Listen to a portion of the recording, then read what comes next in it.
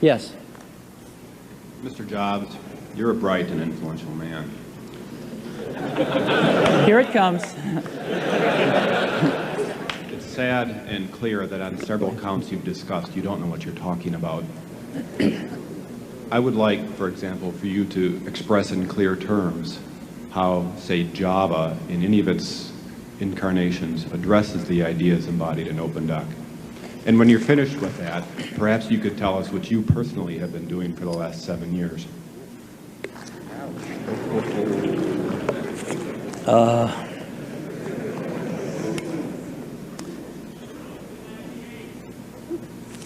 You know, you can please some of the people some of the time, but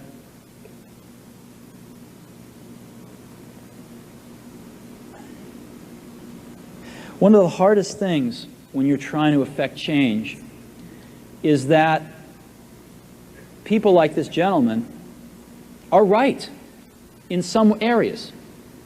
I'm sure that there are some things OpenDoc does, probably even more that I'm not familiar with, that nothing else out there does.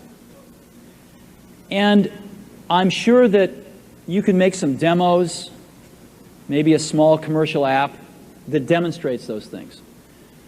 The hardest thing is, how does that fit in to a cohesive, larger vision that's going to allow you to sell $8 billion, $10 billion of product a year?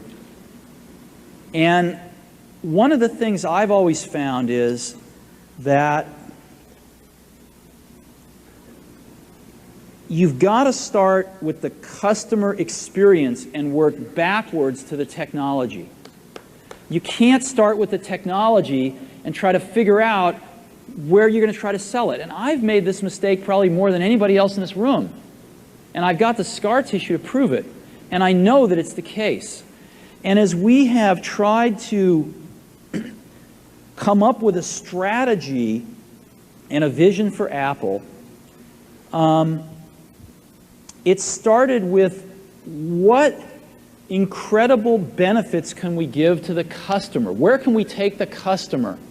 Not starting with, let's sit down with the engineers and figure out what awesome technology we have, and then how are we going to market that? And I think that's the right path to take.